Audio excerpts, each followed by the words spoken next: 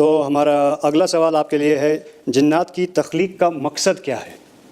قرآن مجید میں اس سوال کا بھی جواب موجود ہے جب ہم پڑھتے ہیں سورہ ذاریات سورہ نمبر 51 کہ آیت نمبر 56 میں اللہ سبحانہ و تعالیٰ ارشاد فرما رہے ہیں وَمَا خَلَقْتُ الْجِنَّ وَالْإِنسَ إِلَّا لِيَعْبُدُونَ کہ میں نے جنوں اور انسانوں کو، یہاں پر جن کا ورڈ بھی ہے، میں نے جنوں اور انسانوں کو محض اس لیے پیدا کیا تاکہ وہ میرے اکیلے کی عبادت کرے۔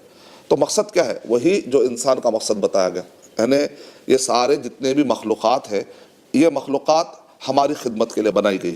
سورہ جاثیہ سورہ نمبر 45 کے آیت نمبر 13 میں اللہ تعالیٰ ارشاد فرما رہے ہیں وَسَخَّرَ لَكُم مَّا فِي السَّمَاوَاتِ وَمَا فِي الْأَرْضِ جَمِيعًا مِّنْهُ آسمان اور زمین میں جو کچھ بھی ہے یہ سب تمہاری خدمت کے لیے اور تم اللہ کی عبادت کے لیے۔ جیسے انسانوں کے بارے میں بتایا گیا ویسے جنوں کے بارے میں بتایا گیا کہ ان کا بھی مقصد یہ ہے کہ وہ اکیلے اللہ کی عبادت کرے۔ سورہ جن سورہ نمبر 72 میں تو تفصیل سے بتا دیا گیا کہ وَأَنَّا مِنَّ الْمُسْلِمُونَ وَمِنَّ الْقَاسِطُونَ کہ ہم میں سے کچھ ایسے ہیں جو مسلمان ہیں اور ہم میں سے کچھ ایسے ہیں جو نافرمان ہیں۔ اس سے کیا پتہ چل رہا ہے؟ یعنی کچھ جن ایسے ہیں جنہوں نے اپنا مقصد پہچان لیا، وہ اللہ کی عبادت کر رہے ہیں اور انہوں نے اسلام قبول کر لیا، اور جنوں میں سے ایسے کئی ہیں جن کو ابھی تک ان کا اپنا مقصد معلوم نہیں ہوا۔ اس کا مطلب نکلا کہ جن آزاد نہیں ہے کہ انسان کو جیسے چاہے وہ نقصان پہنچا دے۔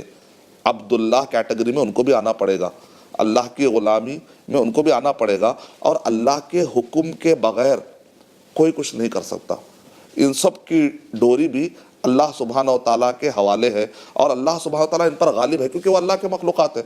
تو جب یہ تصور میرے ذہن میں آتا ہے کہ میں اشرف المخلوقات ہوں، یہ بھی اللہ کی مخلوق ہے، میں بھی اللہ کی مخلوق ہوں، لیکن قرآن مجید میں اللہ نے مجھے بتا دیا ان سب کے اوپر تمہارا اپر ہینڈ ہے، تو خود بخود قرآن مجید کا ریڈر کبھی بھی ایسے وہم و گمان والے خوف میں کبھی نہیں جیے گا انشاءاللہ۔ کیوں؟ اس لیے کہ اس کے ذہن میں فوراً بتا دیا کنتم خیر امت، سورہ آل عمران 3 کے آیت 110 سے بتا دیا تم بہترین امت ہو، اولئک ہم خیر البریہ، جو ایمان لاتے ہیں نیک عمل کرتے ہیں یہ لوگ ہمیشہ مخلوقات میں سب سے ٹاپ پر ہیں۔ جب ایمان آ گیا، عمل آ گیا، تو ایمان عمل کب آتا ہے؟ علم کی بنیاد پر آتا ہے۔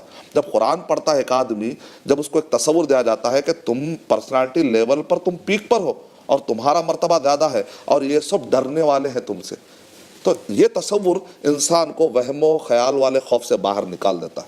For authentic Islamic information, please log on to www.askislampedia.com.